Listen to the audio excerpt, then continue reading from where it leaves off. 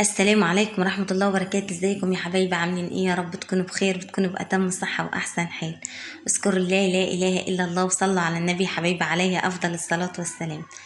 بحبكم في الله، بشكركم من قلبي على سألكم عليا، ربنا يخليكم ليا يا رب، ما تحرمش منكم أبدا. شكرا على كل الناس اللي سألت عليا على الواتس واللي سألت عليا في القناة. ربنا يديمكم نعمة في حياتي يا رب، أمين يا رب العالمين. معلش أنا طبعا يعني كده بسكت مرة واحدة كده عن القناة، بس بيبقى غصب عني والله. طبعا زي ما انتوا عارفين محدش طبعا ايه بيسخر حياته لليوتيوب وكده.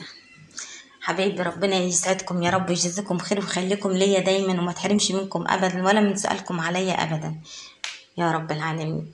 تعالوا نعمل النهاردة روتين خفيف وبسيط كده، واتمنى منكم كده تحطوا لي كومنت حلو من ايديكم، تسلم ايديكم وعينيكم، ولايك حلو للفيديو. ربنا يخليكم ليا يا رب حبايبي واخواتي وامهاتي، ربنا يسعدكم ويجزيكم كل خير.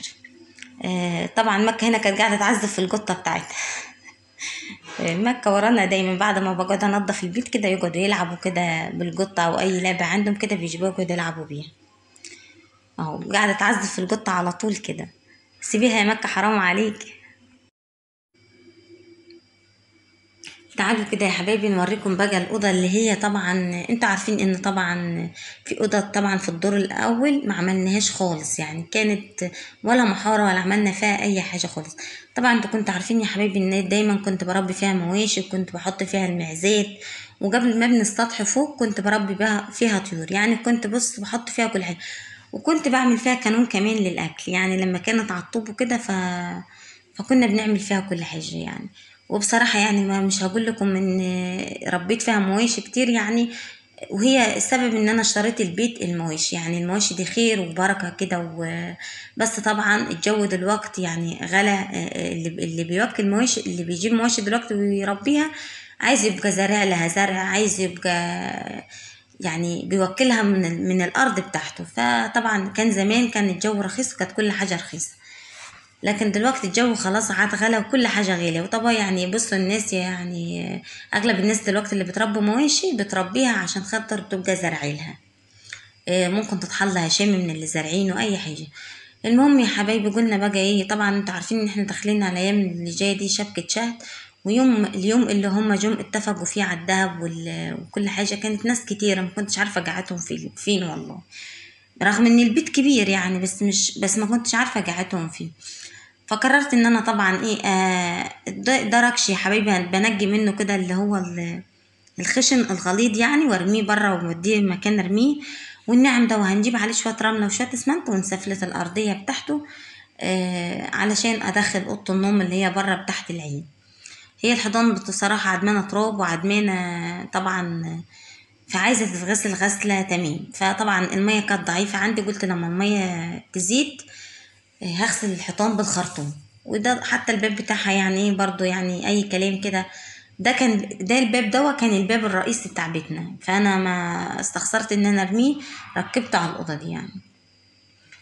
فان شاء الله هعمل الارضيه بتاعتهم شويه اسمنت كده بحيث لما نقعد نكنسها تبقى نظيفه. هم ولادي طبعا يعني زعلانين ان انا هدخل الاوضه على الطوب وكده، فبيقولوا لي يا ماما انت هتدخلي لنا الاوضه على الطوب؟ قلت لهم معلش هندخلها طبعا عشان خاطر انت ان شاء الله بعد كده تبقى تتعمل باذن الله. قلت لهم بصوا لو مش عاجبكم تناموا فيها ناموا جوه في الاوضه دي واحنا ننام هنا انا والعيال الصغيرين. بس طبعا قلت لما الميه تزيد هنضف الحيطان بتاعتها كده بشويه ميه. الركش ده يا حبيبي هنحط عليه شويه، هنجيب رمله، قلنا للراجل يجيب لنا شويه رمله وشكرتين اسمنت، وهنعمل الارضيه بتاعتهم اسمنت عشان خاطر نعرف نكنسه، وعشان نحط الدولاب يبقى عدل في الارض والسراير.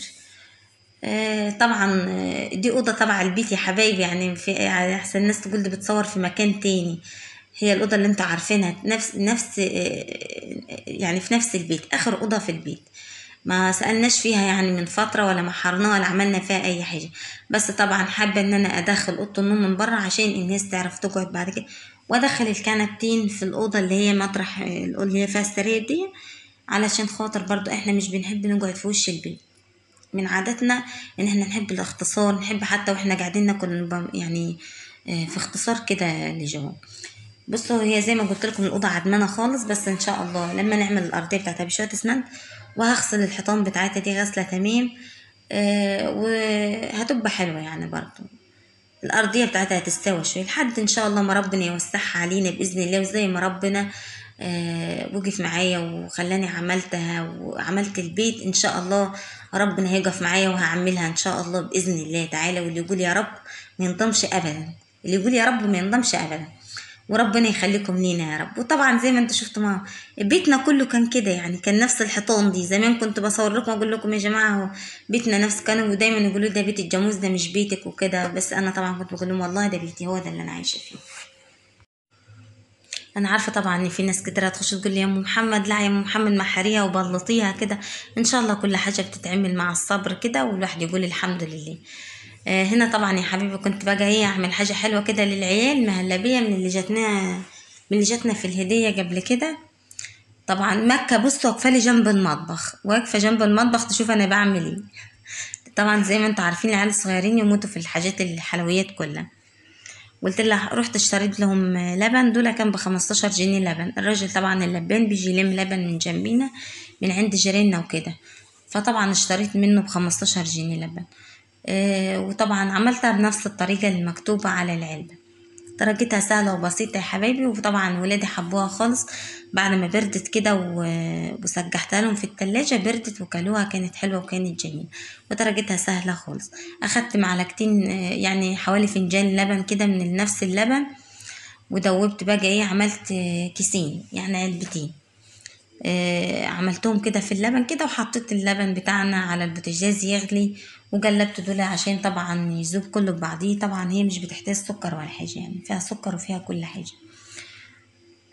ربنا يسعدها حبيبتي، هي اللي بعتت لهم الحاجات الحلوة دي كلها. كل الحلويات دي اللي بعملها لهم كانت بعتها لي قبل كده. حطيت اللبن يغلي كده لحد طبعا ايه ما يغلي خالص كده، وبعدين هدي عليها كده، واكب طبعا اللي عملته ده كده ادلقه في اللبن كده وايه، واجلب فيها كده على نار هاديه كده لحد ما تتخن معايا. اهو اللبن هنا كده يا حبايبي كان غلا. مكة ورنا كانوا واقفين لي يعني بصوا طيب حاضر هعملها لكم بس اصبروا شويه، ده لسه عبال ما نقلبها على البوتاجاز بتاخد وقت. فطبعا زي ما انتوا عارفين العيال تحب الحلويات. اتمنى كده تقفوا معانا كده زي الاول وتدعمونا كده زي الاول يا حبايبي، وان شاء الله هنشتغل على القناة وهنزل فيديوهات باذن الله تعالى. علشان برضو يعني بصوا الواحد والله يعني في حاجات كتيرة نفسه يعملها. وبرضو يعني هديكوا شفتوا شهد داخلين على يعني داخله في خلال السنتين دول. لازم كده اجهزها في خلال السنتين دول واجيب لها زي البنات يعني الجهاز الكامل اللي انتوا بتشوفوه كده.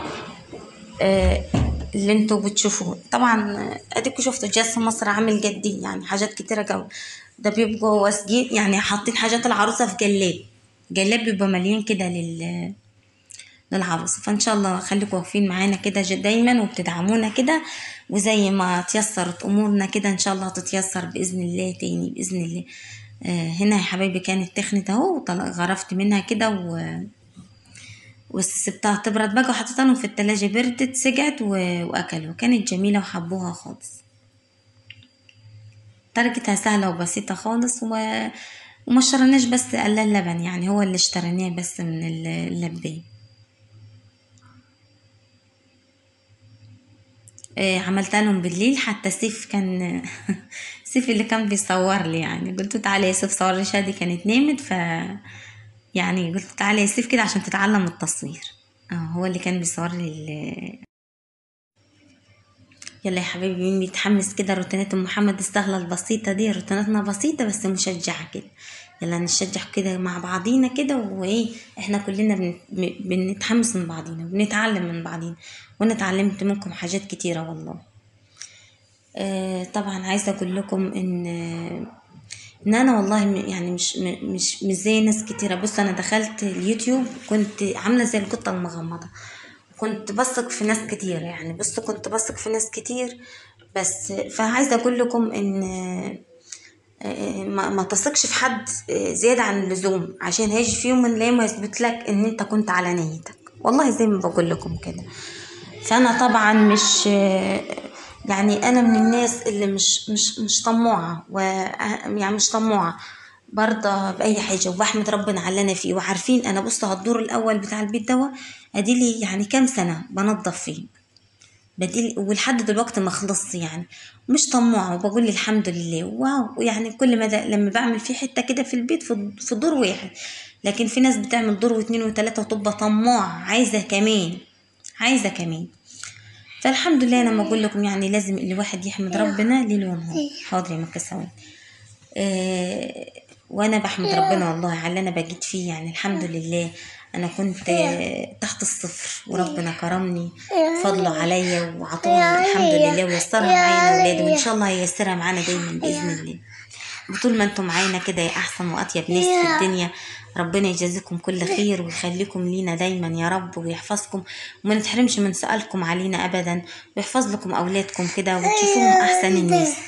ويرزق كل مشتاق، اللهم امين يا رب العالمين. بصي يا مكة بس مكة قاعدة جنبي طبعا وانا بحط الصوت. سلم عليهم يا مكة. كلهم ازيك؟ لا اتكلم صوت، اتكلم. كلهم ازيكم عاملين ايه؟ مكة جنبي مطفشوني، وغسلنا المواعين يا حبايبي ونضفناهم كده وخليناهم زي الفل. دايما بتجبر بخاطر الله تقول يا محمد مواعينك زي الفل وبتلمع. ربنا يسعدكم يا رب ويجبر بخاطركم جميعا يا رب جبرا نتعجب لأهل السماوات والأرض، زي ما بتفرحوني كده وبتجبروا بخاطري. احنا طبعا زي ما قلت لكم يوميا كده، يوميا المواعين بلمهم كده مرة واحدة وبتغسل مرة واحدة وخلاص كل يوم يوميا. ونظفت البيت على طول، البلاط بنمسحه يوميا برضه عشان الترابة. انتوا عارفين ان احنا قاعدين جنب الزرع وكده والارياف دايما كده لازم كده البيوت اللي في الارياف دي بالذات كده لازم نظافة يوميا، غير طبعا الشقق اللي بتبقى مقفلة فوق.